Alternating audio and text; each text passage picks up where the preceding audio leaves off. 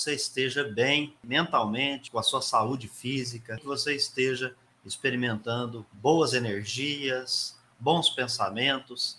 E é assim que nós começamos mais um episódio aqui pela nossa TV Revelare. Eu sou o Beto Ramos e aqui é um espaço onde nós falamos tudo de espiritismo.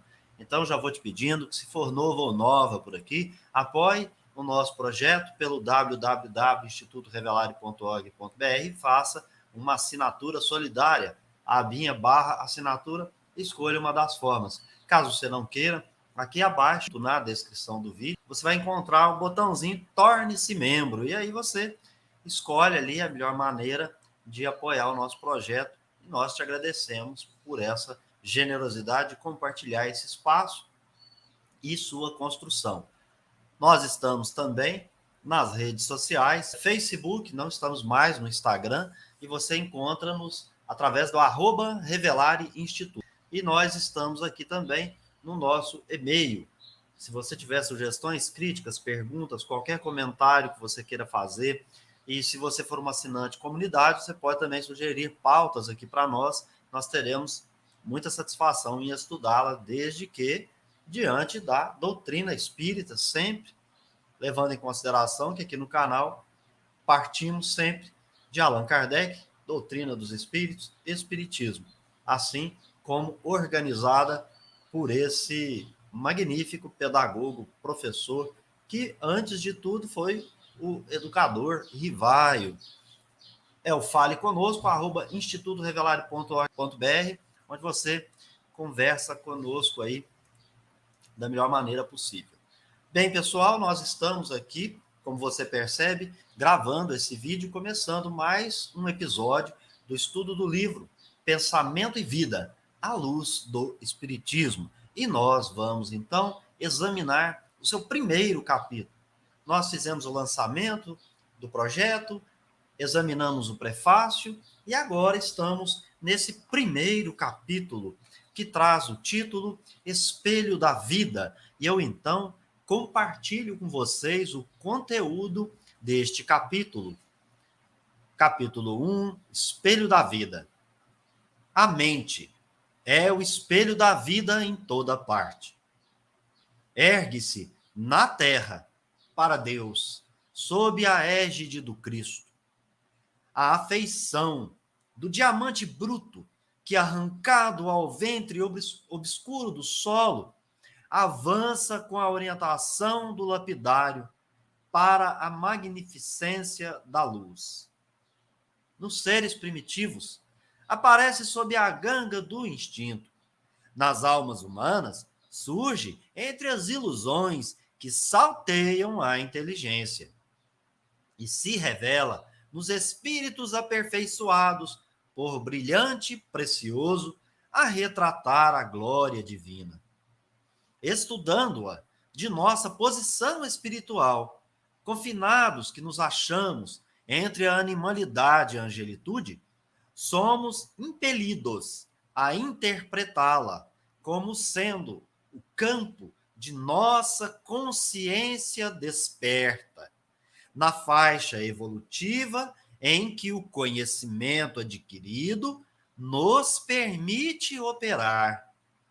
Definindo-a por espelho da vida, reconhecemos que o coração lhe é a face e que o cérebro é o centro de suas ondulações, gerando a força do pensamento que tudo move, criando e transformando, destruindo e refazendo, para acrisolar e sublimar. Em todos os domínios do universo vibra, pois, a influência recíproca. Tudo se desloca e renova sobre os princípios de interdependência e repercussão. O reflexo esboça a emotividade plasma a ideia determina a atitude e a palavra que comandam as ações. Em semelhantes manifestações, alongam-se os fios geradores das causas de que nascem as circunstâncias, válvulas obliterativas ou alavancas libertadoras da existência. Ninguém pode ultrapassar de improviso os recursos da própria mente, muito além do círculo de trabalho em que estagia. Contudo, assinalamos todos nós os reflexos uns dos outros, dentro de nossa relativa capacidade de assimilação. Ninguém permanece fora do movimento de permuta incessante. Respiramos no mundo das imagens que projetamos e que recebemos. Por elas, estacionamos sob a fascinação dos elementos que provisoriamente nos escravizam e, através delas, incorporamos o influxo renovador dos poderes que nos induzem à purificação e ao progresso. O reflexo mental mora no alicerce da vida. Refletem-se as criaturas reciprocamente na criação que reflete os objetivos do Criador. Uma maravilha de texto, muito bem construído, muito bem elaborado, e, obviamente, esse espírito nos convida a fazer um exame muito tranquilo, muito sereno, sempre observando a doutrina espírita. Como nós te dissemos em outro encontro, essa obra, Pensamento e Vida, ela é de autoria de um espírito que usou a faculdade mediúnica de um médium para trazer esse compartilhamento, esse pensamento. Veja você que ele vai proceder a uma análise dizendo que está se encontrando entre animalidade e angelitude. Portanto, ele traz opinião, ponto de vista, e ele esclarece que, confinados nesse aspecto do processo evolutivo, ele promove a uma interpretação, ou seja, o conhecimento que ele adquiriu faz com que ele caminhe para uma interpretação segundo o conhecimento adquirido. E é assim que nós, então, vamos examinar tudo que esse espírito traz até nós. Mas vamos lá, sem mais delongas, a uma análise desse conteúdo. E aí, então, trazemos nesse capítulo 1 o título, O Espelho da Vida. E então, o desenvolvimento, ou seja, o conteúdo desse capítulo é esclarecer o que é a mente. E a gente, então, elaborar, construir um conhecimento a partir desses compartilhamentos. Ora, a mente, como sendo o espelho da vida, segundo esse texto vai sendo construído, ele nos permite raciocinar que aquele que está sendo retratado é o espírito que é simples e ignorante. Ele, então, tem nulidade moral e também não possui conhecimento.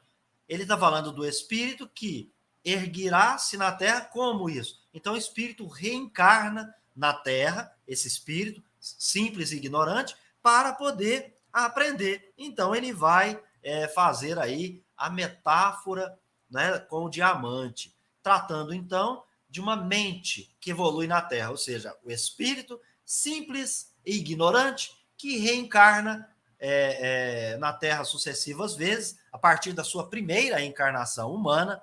Então, nós estamos compreendendo que aqui não se trata do princípio inteligente. Já que ele está falando de mente, de pensamento, nós somos impelidos a compreender que ele está tratando de um espírito que encarna pela primeira vez como individualidade humana e depois sucessivamente nas reencarnações. O autor parece para nós representar na expressão, na palavra mente, aqueles atributos do espírito que vão despertando à medida que esse espírito, portanto, evolui com a aquisição do conhecimento. São fases distintas do nosso processo evolutivo. Então, não está tudo desperto já na primeira encarnação, nem na centésima, muito menos na milésima. Nós teremos aí um processo lento, progressivo, constante e perpétuo.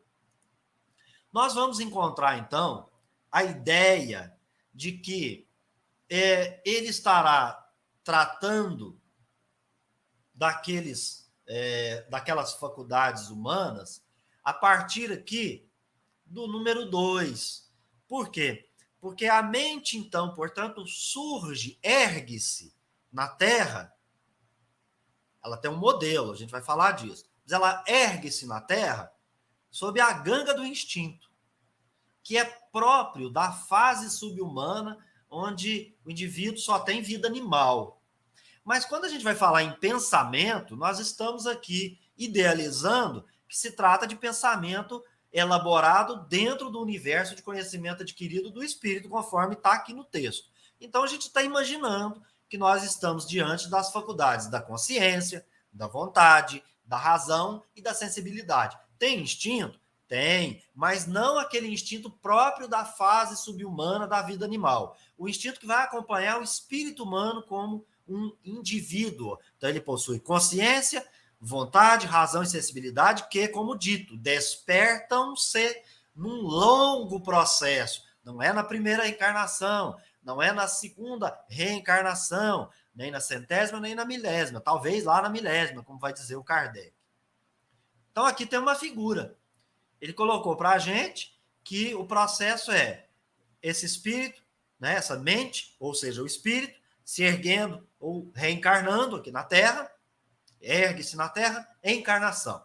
Ele se assemelha ao quê? A um diamante. Mas o diamante, ele não chega todo lapidado, bonito, com aquele preço de mercado, tendo todo aquele valor. Não, ele vai ter que ter um trabalho.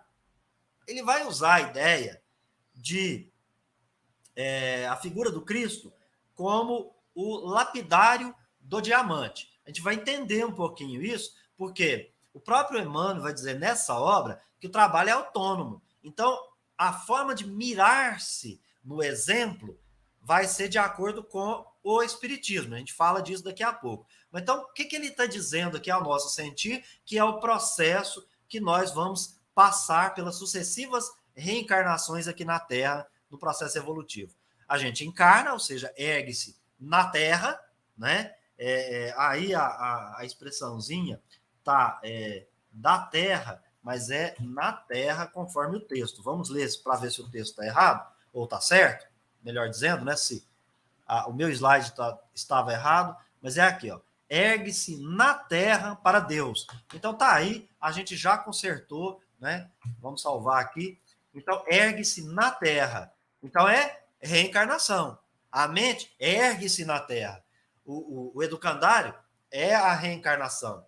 Então é aqui o lugar onde a gente vai iniciar. Claro, ele está falando de espíritos que vão surgir aqui na sua primeira encarnação como espírito humano na Terra. Nós vamos ter no universo outros planetas semelhantes. Não é o caso aqui, vamos pensar em nós evoluindo aqui na Terra como espíritos que tiveram a sua primeira oportunidade de conseguir conhecimento nesse planeta.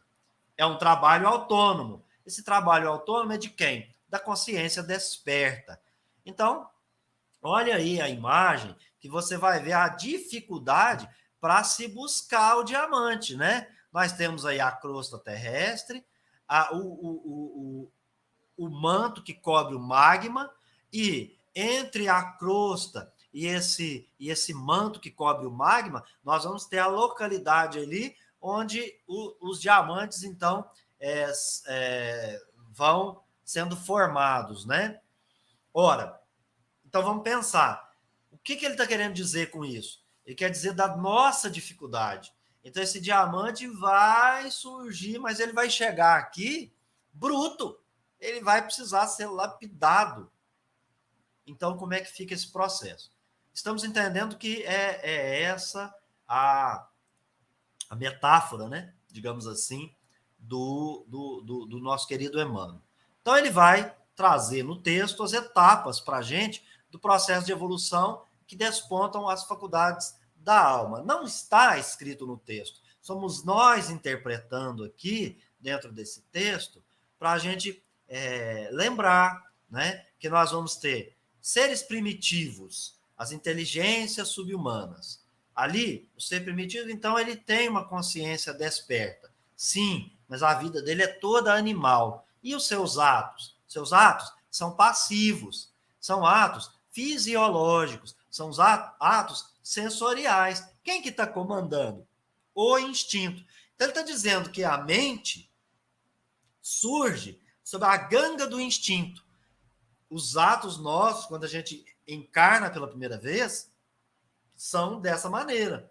Estamos comandados pelo nosso instinto. E existem paixões que vão nos proporcionar existência. Paixões como medo, tristeza e raiva. Elas são necessárias nesse período em que estamos na fase primitiva, quando nós somos inteligências subhumanas. Nós temos também a dor e o prazer, que são as sensações fisiológicas. Então, nós já temos uma ideia da moral e começando a despertar, porque ela está pertencendo ao campo das emoções, e nós vamos ter o que está no campo puramente físico. Então, temos essas duas ideias aí que estão presentes para os seres primitivos, para as inteligências subhumanas.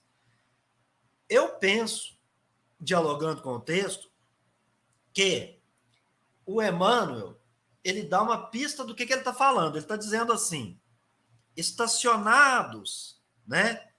Como, melhor dizendo, desculpe, estacionados não, confinados, que achamos entre animalidade e angelitude, está interpretando. Então, o que ele está nos chamando ou nos convidando? Para a gente interpretar dessa posição para frente. Não, nós não vamos nos ocupar dos seres primitivos, das inteligências subhumanas, dessa fase que só tem vida animal, onde o ser é puramente passivo. Nós precisamos dar um passo à frente para compreender a mente, já nesse aspecto aqui, onde ela está sendo salteada, né? Assaltada, presa, confinada pelas ilusões, que é uma repercussão um pouco dessa fase primitiva, mas já no período que a gente pode fazer algumas escolhas.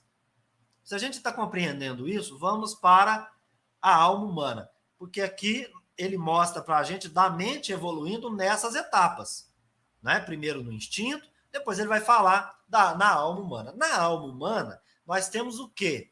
Progresso intelectual. Já estamos progredindo intelectualmente. Mas o que ele nos convoca para examinar? Ele fala assim, olha, mas ainda continua com paixões. Ainda continuam sensações. Por que isso? Porque são as paixões e as sensações que criam essas ilusões. E são elas que, segundo o texto, é que surpreendem a inteligência. Por quê, gente? Porque nós não dominamos completamente as paixões.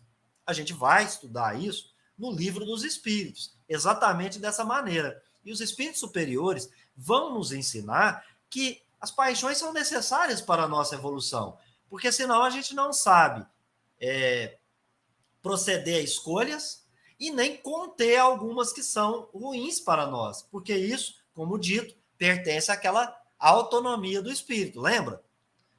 E essas almas humanas, nesse caso aí, elas sentem e adivinham Deus. Quando ele está lá no final do texto, ele vai falar que a gente reflete uns aos outros.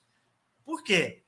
Porque são os seres aperfeiçoados que vão retratar a glória divina. Então, nós estamos no período que sentimos e adivinhamos Deus. Nós precisamos evoluir até aos seres avançados que vão poder entrar em comunhão com o pensamento divino, respeitar as leis naturais, cumprir as leis naturais e ser co-criador no plano maior aí, para ficar uma expressão bastante clara. A alma humana, ela tem vida humana, né?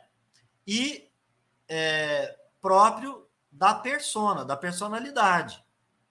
Alma humana, vida humana, personalidade. Mas também já possui consciência em razão do progresso intelectual que estamos fazendo. Ela já está desperta, já há pensamento contínuo e constante. Há pouca compreensão do mundo espiritual. Tem esse dado aqui. Então, é por isso que a gente precisa examinar as obras, qualquer que seja a obra mediúnica, porque a nossa compreensão do mundo espiritual ela é falha. Nós não temos a compreensão correta do mundo espiritual. E isso é por conta do nosso próprio desenvolvimento moral. Veja você que a gente vai encarnar pela primeira vez na Terra com nulidades, intelecto moral. Desenvolvendo a moral, a gente vai criando uma força interior e aí sim a gente consegue dominar as paixões. Mas, pessoal, é um processo lento. É um processo lento. E aí, por fim, ele chega no terceiro ponto, que são os espíritos aperfeiçoados. Esses, sim, possuem vida espiritual. Tem personalidade? Tem, são indivíduos, né? E possuem consciência? Óbvio, claro, uma consciência já esclarecida. Porque nessa fase, eles veem, compreendem Deus, comungam do pensamento divino. Como é que a gente está pensando o texto? O autor vai dizer que ele é espírito em progresso. Como que eu sei isso? Ele está dizendo, na posição que estamos confinados, entre animalidade e angelitude, estamos interpretando dessa maneira. Então, ele está dizendo que ele tem uma opinião pessoal acerca da mente do espírito. E assim, então, que ele vai construir as suas propostas aqui de relacionar com esse conhecimento e trazer o compartilhamento dele. Então, ele, para nós, ele está interpretando a mente como uma consciência desperta em que sentido? Ele deixa claro no texto que é segundo a faixa evolutiva de cada um. Cada um vai ter sua mente funcionando de uma determinada maneira. Por quê? Porque toda a ação que o indivíduo praticar é de acordo com o conhecimento que ele adquiriu. Ele também fala nesse texto que nenhuma consciência age fora desse âmbito do seu conhecimento adquirido. Ele não consegue ir além do conhecimento que ele adquire. É claro que ele vai dizer assim, nós nos retratamos nas nossas relações interpessoais, mas a gente não age fora do âmbito do conhecimento adquirido. Não espere de alguns indivíduos que ele promova determinadas ações que não estão condizentes com o seu patamar evolutivo. É praticamente impossível, porque ele primeiro precisa adquirir o conhecimento, se nutrir dele e depois procurar, por escolha própria, exercer esse conhecimento. Tudo que ele vê, tudo que ele afirma, tudo que ele faz, tudo que ele deixar de fazer, a sua compreensão do mundo físico, a sua compreensão do mundo espiritual, está nesse limite do conhecimento. É assim que a gente está entendendo o texto. Segundo o autor, Emmanuel, está interpretando, ele traz o título, né? Espelho da vida. Então, ele definiu a mente como um espelho da vida. Os espíritos dizem assim, né? Entendei-vos quantas palavras. Por que, então, Emmanuel está interpretando a mente como um espelho da vida?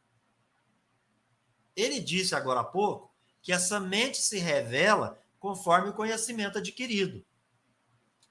Há, de fato, uma relação do espírito com o mundo. E como que a gente opera nessa relação com o mundo? Ou seja, com as coisas e com as pessoas? Em razão do conhecimento adquirido, que é um patrimônio individual. E esse conhecimento nos coloca naquele degrau da escala evolutiva. Nós nos situamos nesse ou naquele grau, segundo o conhecimento adquirido. Repetimos que o espírito vai dizer que ele está interpretando a mente de um espírito que está evoluindo na Terra. O espírito que evolui na Terra, ele vai dizer sob a égide do Cristo. A gente poderia dizer sobre a lei do Cristo, sobre o comando do Cristo, sobre o governo do Cristo, mas eu tenho algo no Espiritismo que facilita a compreensão dentro de uma ideia de autonomia. Qual seja, para nós, na Terra, existe um Espírito que demonstra o grau que nós podemos alcançar na Terra. É o modelo e a sua vida, conforme ele compreende, a caridade sendo benevolência, indulgência e perdão das ofensas. Lá no livro dos Espíritos. É Jesus. Jesus. Ele é o Cristo dos Evangelhos. Ele pertence a essa tradição da cultura antiga que o aguardava como o Cristo, Cristós, Messias, Mashiach, o ungido, aquele tão aguardado.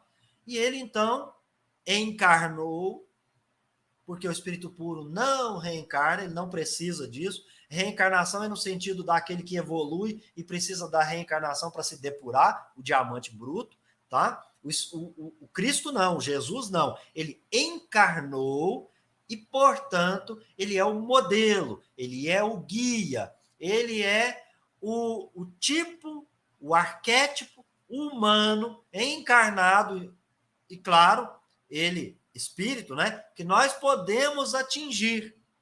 Então, quando nós atingirmos o patamar, o nível Jesus, a Terra já não se constitui para nós mais um educandário. Poderá ser um local para a gente vir e exemplificar, e compartilhar, instruir e educar. Mas não mais para aprender, porque você já alcançou tudo o que poderia, em virtude de que está em acordo com o alvo oferecido para nós.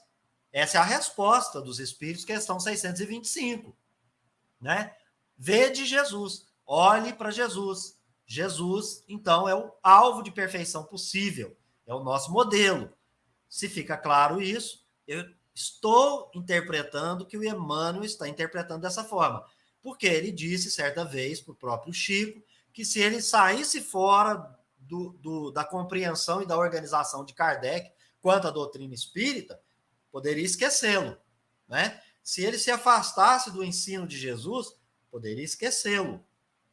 Ficar com Kardec e com Jesus. Porque Kardec é a melhor interpretação que nós vamos ter nos dias atuais dos evangelhos, na questão da parte moral. Estamos aqui examinando a história de Jesus, mas na parte moral. Seguindo, então, o Emmanuel, então, agora que ele vai fazer uma complicação para a nossa mente. Por quê? Porque no patamar que ele se encontra, e aí eu estou dizendo por mim, ele está além, ele está acima, ele usa os conceitos da ótica. O espírito reencarna para experimentar experiências físicas cujo propósito é evoluir. Então, ele vai trazer uma ideia e ele vai explicar a mente humana a partir dos conceitos da ótica. E ele vai falar, então, dos espelhos, ou do espelho, melhor dizendo. E ele vai falar, então, das ondulações. Ora, ele compara que, trazendo o conceito de ótica e falando de espelho, ele fala assim, ó, a face do espelho é o coração. Então, onde que ele está situando essa ideia?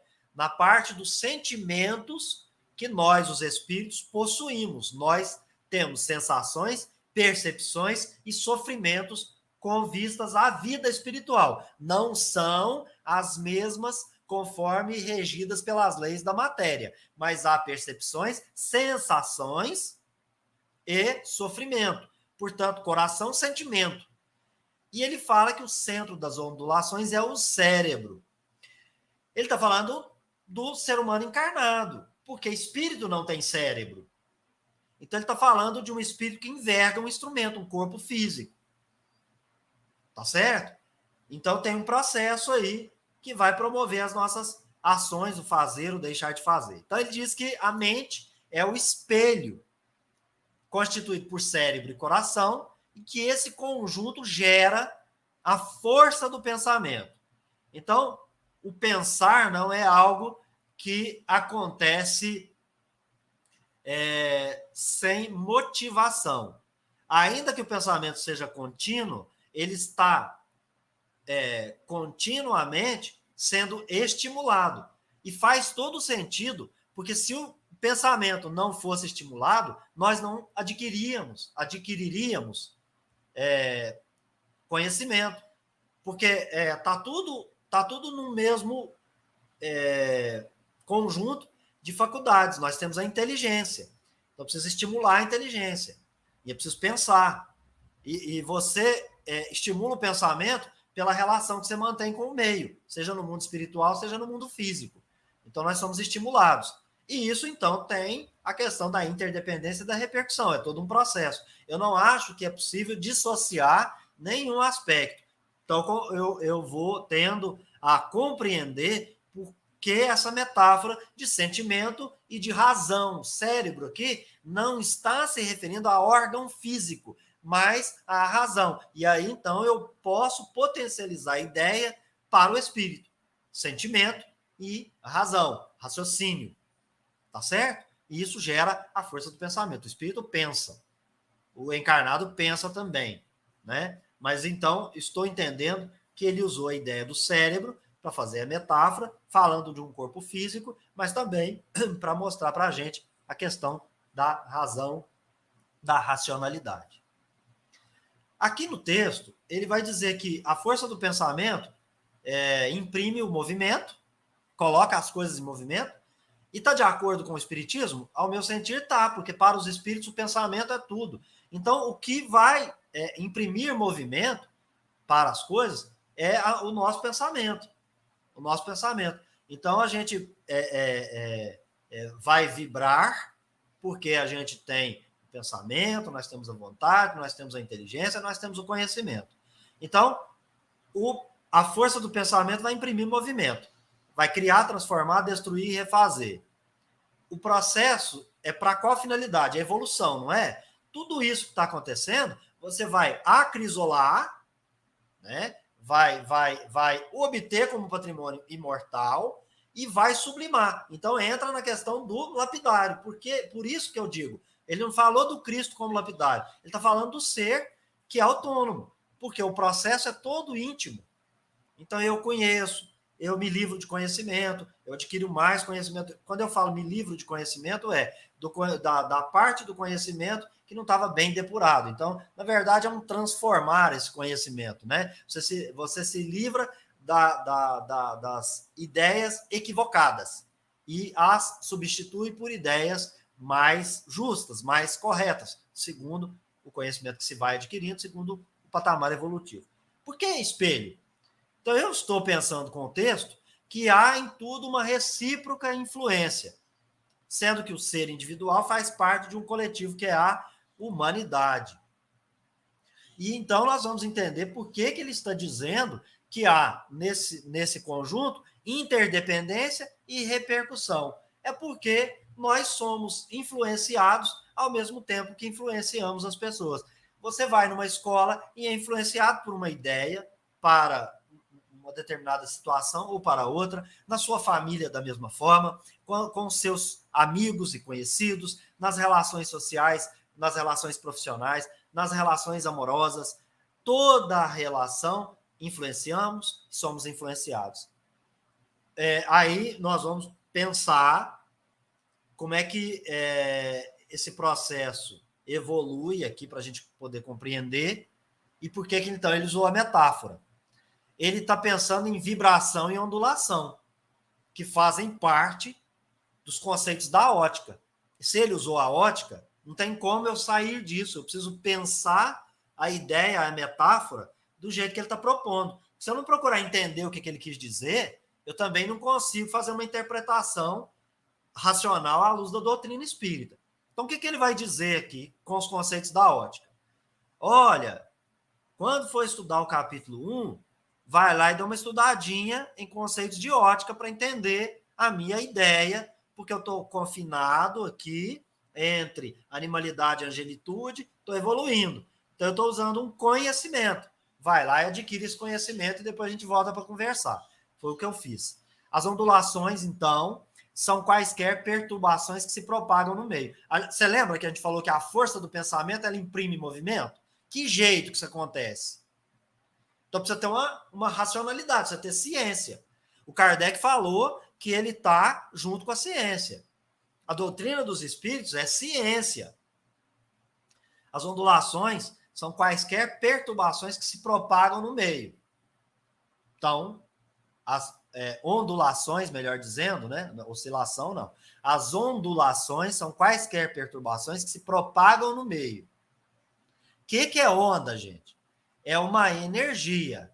Só que, atualmente, compreendendo-a, a gente sabe que a onda não transporta matéria. Então, não tem matéria dentro da onda sendo transmitida. A onda, ela é provocada pela vibração. Então, está vibrando aqui, está movimentando o meio. Lembra daquela ideiazinha de que não cai nenhuma folha, sendo que Deus saiba? É porque Deus, sendo o Criador, tendo constituído para nós leis, essa é uma lei divina, lei da física. Então, quando está caindo uma folhinha, esse fato, né, esse fenômeno, está provocando ondulações, está vibrando no meio, ali, está modificando. Ok? É por isso que tem essa expressão que a gente usa aqui. Então, onda é energia e não transporta matéria. Faz uma transferência da energia cinética da fonte para o meio. Então, foco que vibra e que vai, então, transferindo. Na prática, está vibrando aqui, que transfere para esse meio aqui, que vibra e transfere, que vibra e transfere, e assim até perder aí essa energia cinética da fonte aí que está movimentando o meio. Quem tiver conhecimento na área e quiser, inclusive, criticar a nossa fala e quiser aprimorar e trazer mais conhecimento para a gente entender melhor, pessoal, fique à vontade, aqui é estudo, aqui é conhecimento, então vamos junto. O processo ainda de vibração e de ondulações, agora para a metáfora. Então vamos lá, a mente pensa. A vontade coloca esse pensamento em movimento, correto? O pensamento impregna ao nosso redor, o perispírito. O perispírito, ele se expande e se irradia por conta desse processo que a gente acabou de falar, de vibração e etc. O perispírito, então, ele se desloca. Ora, então a gente está deslocando o pensamento, certo? A gente aprendeu isso aonde? Com o ensino dos espíritos. Então, é preciso pensar nessa ideia para poder interpretar melhor um pouco esse texto. E precisa ser interpretado dessa maneira, porque não foi outra a informação trazida pelos espíritos. Então, a gente precisa ficar com essa ideia. A mente pensa, a vontade coloca o pensamento em movimento por meio de ondas. Então, esse pensamento que está em movimento, ele impregna o perispírito, que envolve o espírito, que é o que lhe proporciona ser um indivíduo, ou seja, ser um indivíduo, melhor dizendo, que lhe proporciona ser individualizado, tá? Que é o perispírito, que torna o espírito individualizado. Então, o perispírito, agora, como ele tem os seus atributos, ele se desloca, ele se expande. Então, lá, lógico, se ele se irradiou, se expandiu, nele está o meu pensamento. Não é isso? Então, vamos seguir essa ideia. O Emmanuel fala de interdependência e repercussão. Então, é preciso pensar nas ondas eletromagnéticas. Porque o que está acontecendo comigo está acontecendo com outros. Aqui,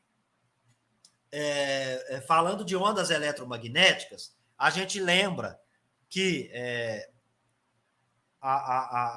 as ondas, elas portam carga elétrica. Essa carga elétrica oscila. Essa carga elétrica gera um campo elétrico. Essa carga elétrica, né, gera campo magnético. Então, é por isso que ele está dizendo que há uma interdependência, uma repercussão. Porque se fosse uma situação de que você não atrai nada para você, não haveria interdependência. E se o outro também não atraísse, você também não repercutiria nada nele. Então, você não teria repercussão em si, você não teria repercussão no outro.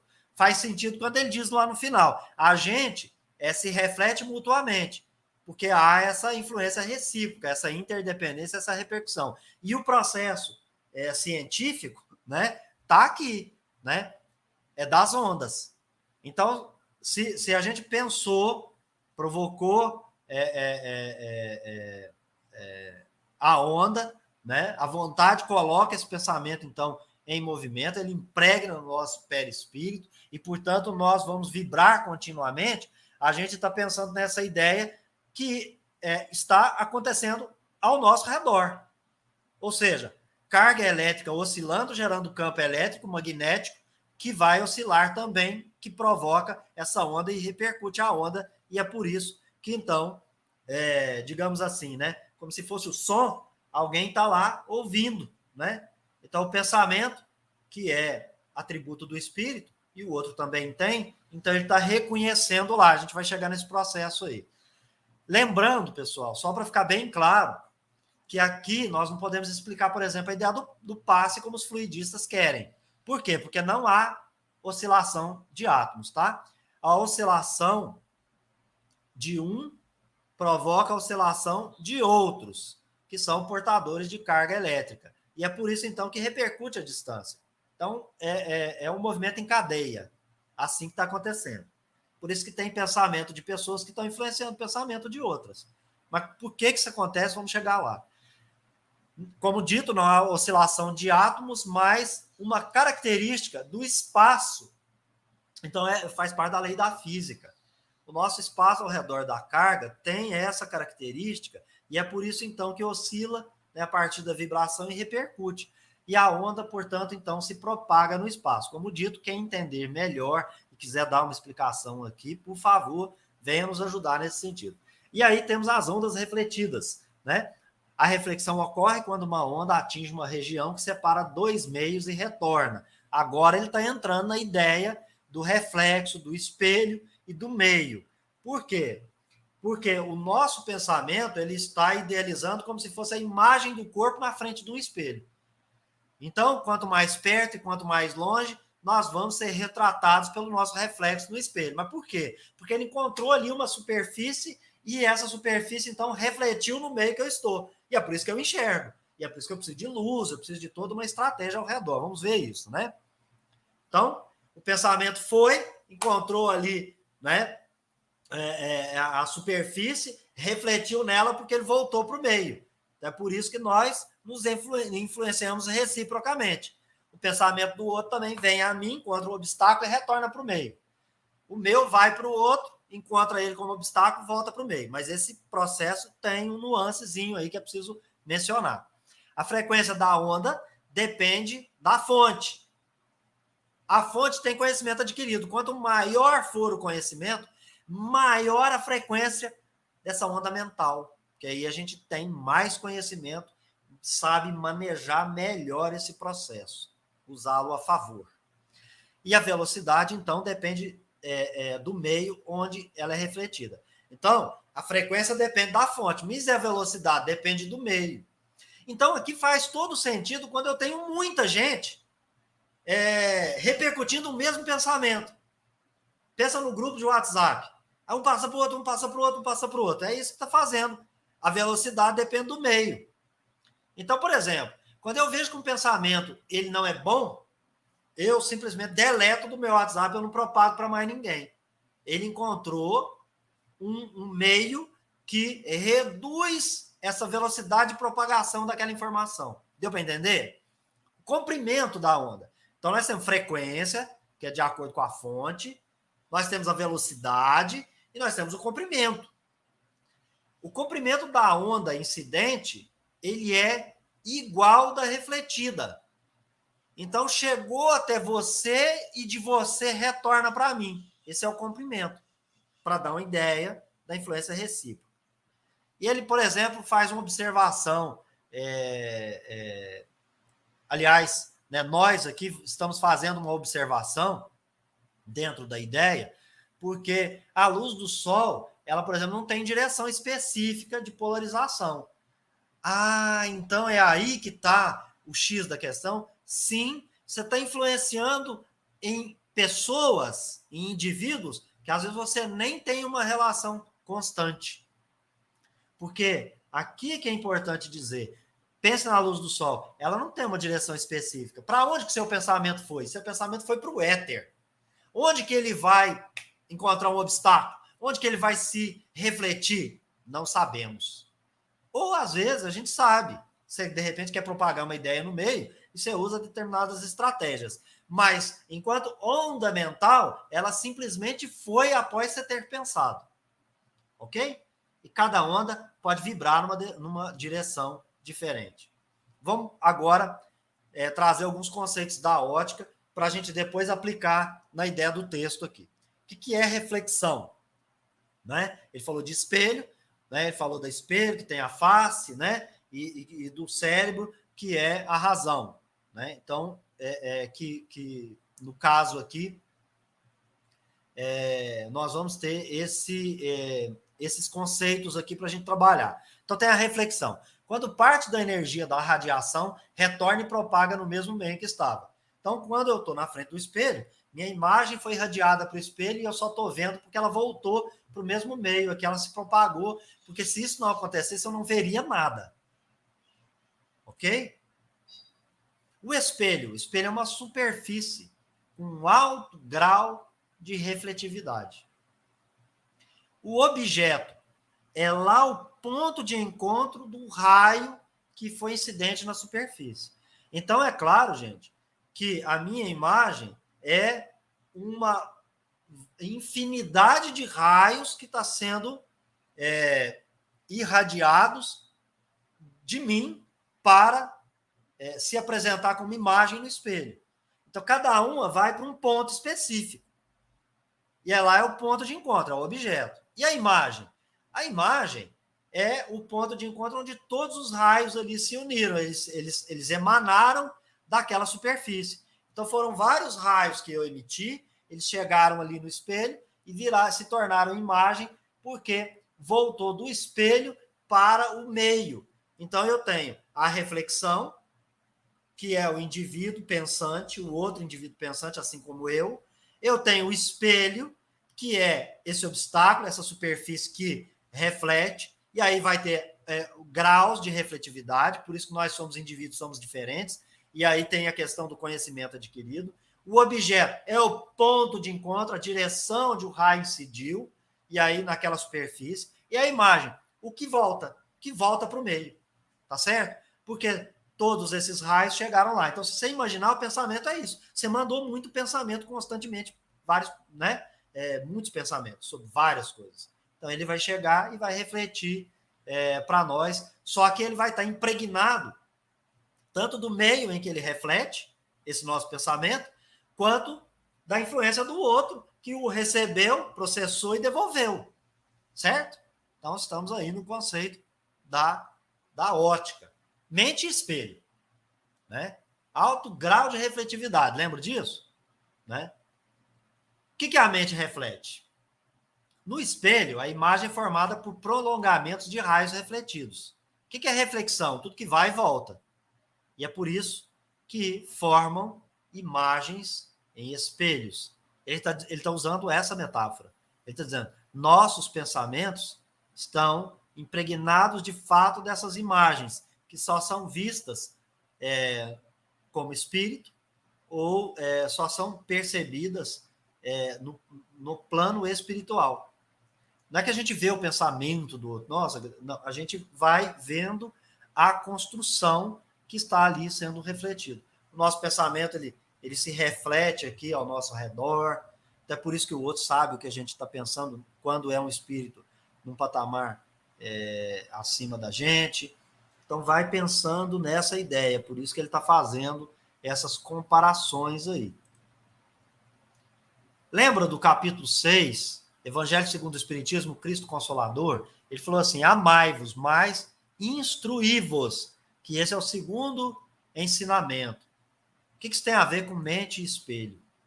Ele disse assim, coração é onde o reflexo irradia e espalha. Ele está falando dos nossos sentimentos.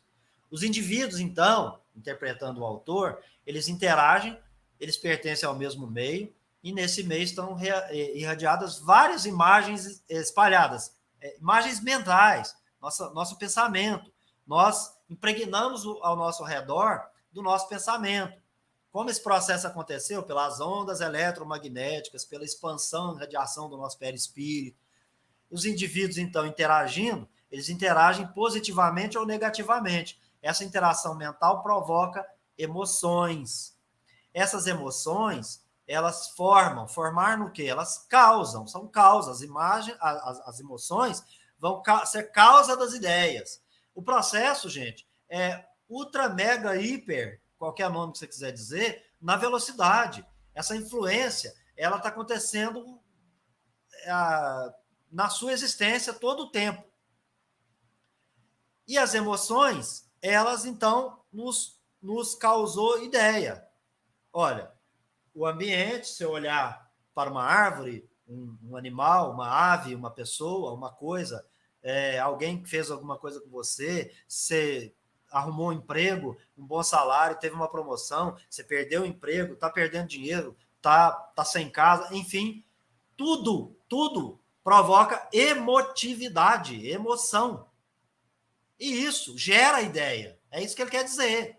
Por conta de um estado emocional, você tem um tipo de pensamento, de ideia que cria. Aí ele vai dizer assim, a sua ideia determina o seu comportamento e a sua posição diante de tudo que acontece ao seu redor, com relação à organização social, às ideologias e por aí vai. E atitude não é uma ação, é comportamento e posição. Esses comportamentos que têm a ver com a questão moral é que vão provocar a sua ação, o agir. Então, o agir nosso, ele não é um agir que não possua causa. Ele tem uma causa que provoca a atitude e a palavra, né? Nós comandamos essas nossas ações pelas atitudes e palavras. Então, tem uma questão. Se o meio nos influenciou e criou ideia, nessa hora do agir, é que fala assim, precisa pensar. Opa, será que eu estou dominado por uma emoção aqui que vai me causar uma ação e que, então... Isso é usar a razão. O que está comandando a gente? A emoção ou a razão? O coração ou o cérebro? Dentro da metáfora usada aqui. Essa é uma questão para a gente ponderar. Mente e espelho. Mente e espelho. Nós estamos aqui, então, adquirindo conhecimento. Nós estamos procurando entender esse autor. Por quê? O Espírito da Verdade falou que, além de amar, é preciso se instruir. Então, não tem como a gente entender o objetivo e o conteúdo dessas informações se a gente não procurar entender o processo de mente como espelho e buscar o aprendizado dos conceitos que ele usou aqui, que é a ótica. Que ele está confinado entre animalidade e angelitude. Só que, para mim, ele está num patamar mais alto e eu precisei me nutrir de algum conhecimento bem pequeno para eu poder tentar entender a ideia. E a ideia aqui não foge da doutrina dos espíritos, ao meu modo de ver. E quando isso acontecer, eu vou falar com muita tranquilidade. Então, ele está dizendo, mente, espelho e processo.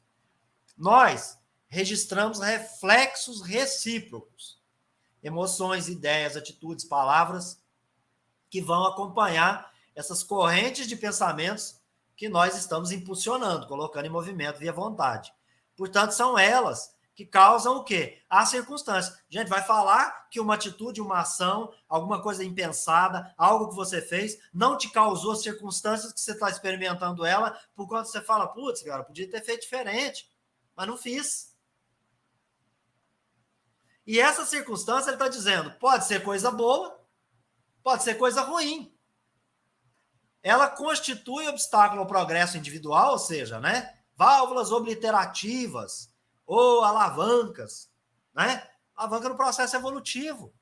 Então, pensar, racionalizar e conter as emoções faz parte do nosso progresso. Olha, essa emoção é boa, se você quer fazer o bem, se não vai prejudicar ninguém, se você ponderou, não tem problema nenhum. Se o seu sentimento é de auxílio, de caridade, perfeito. Agora, tem que ponderar. É isso que eu estou entendendo. Qual é o limite? No campo dos obstáculos do progresso, o indivíduo, ele compreende situação mediante o quê? Mediante o conhecimento, o recurso que ele amealhou, através desse conhecimento adquirido, nas várias e sucessivas reencarnações. É o grau evolutivo alcançado. E é por isso que aí eu repito, a gente acha muito interessante todo mundo ser racional, pensar, mas por que muitos agem envolvidos pela emoção? Ou até pelo interesse, porque ele está ainda iludido, né, pela paixão. Ele fala aqui, ó, as ilusões, elas salteiam a inteligência, elas aprisionam, elas confinam a inteligência. Você tem que se livrar disso. E é um processo árduo, lento e autônomo. Então, esse é o nosso limite. E às vezes a gente vai ter que reencarnar muitas e muitas vezes.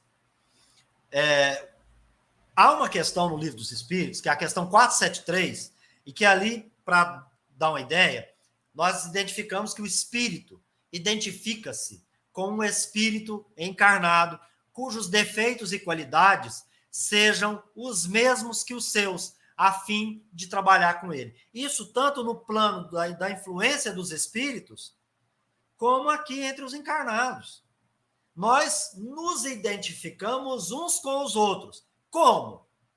Através dos defeitos e das qualidades que são os nossos afins. Por isso que eu disse agora há pouco que tinha um senãozinho aí, que é a questão da afinidade. Qual que é a natureza da realidade para cada um de nós? Será que tudo que nós estamos vivendo está de acordo com a realidade? Na Terra, a vida do indivíduo está para as imagens que ele projeta pelo pensamento e pelas imagens que ele assimila, via ondas eletromagnéticas, como a gente mostrou aqui, que é a lei da física. Esse é o processo da nossa interdependência e repercussão, porque as ondas vão propagar o pensamento emitido e vão trazer o pensamento assimilado num processo de permuta incessante. Para a gente concluir, mente e espelho em sintonia e preferência. Nós assinalamos os reflexos recíprocos. Para quem quiser estudar, está no Livro dos Espíritos, questões 459 a 473. A natureza da realidade para nós são as paixões que vão exercer atração irresistível a cada um, de acordo com o grau evolutivo que está. Para alguns, mais atrações irresistíveis, para outros menos, mas dentro daquele patamar que está confinado entre animalidade e angelitude. Ao se iludir, nós permitimos que a gente afaste a nossa inteligência de ser uma faculdade para ser utilizada para poder impedir racionalmente que certas paixões nos causem mais prejuízos nesse processo aí de aprendizado. Mas tudo, gente, as imagens também proporcionam os exemplos que vão nos despertar senso moral. Por isso a gente está em constante permuta, pais cuidando de filhos, professores e pedagogos nas escolas, políticos, bons e maus exemplos. Muitos vão nos despertar o ato do dever, como o Padre Júlio, por exemplo, aqui para citar alguém hoje, o Papa Francisco, nas suas falas, não é? O Francisco Cândido Xavier, aqui quando encarnado, não é verdade? Então, somos influenciados pelos bons exemplos, que nos vão impelir à renovação e ao progresso. Né, gente? Então, mente e espelho, nós vivemos em dois meios, não é? Então, criação, criatura e criador. Nós, entre os seres da criação, vamos nos refletir reciprocamente. E a criação ao nosso redor? Ela reflete Deus. Então, todas as vezes que eu for querer conter algum mau pensamento, alguma má atitude, conter uma emoção, eu olho para a criação que Deus nos deixou, porque ela reflete essas leis naturais, o seu amor infinito. Quando a gente conseguir, de fato, entender as leis naturais e executá-las, a gente não vai precisar mais reencarnar, né? Então, pessoal, o problema é que a nossa relativa capacidade de assimilação, elas vão mover a gente para esse fluxo renovador. Como que isso vai acontecer? Isso não vai acontecer, mas aqui a gente pensa, né? Poxa, o indivíduo que veio, reencarnou simples e ignorante, será que ele tem, né, uma possibilidade de melhorar? Porque ele vem para a Terra com nulidade de conhecimento, com nulidade moral? Como é que isso funciona? Bem, a gente vai falar da relativa capacidade de assimilação, dessa possibilidade do indivíduo se mover diante do influxo que vai compelir para chegar a espírito puro, mas isso vai ser assunto do próximo episódio, capítulo 2, à vontade. Convido vocês para o próximo encontro, pessoal. Espero que vocês tenham gostado. Se gostou, deixa o seu like, compartilhe esse vídeo nas suas redes e assim nós vamos nos encontrar no próximo vídeo. Até lá!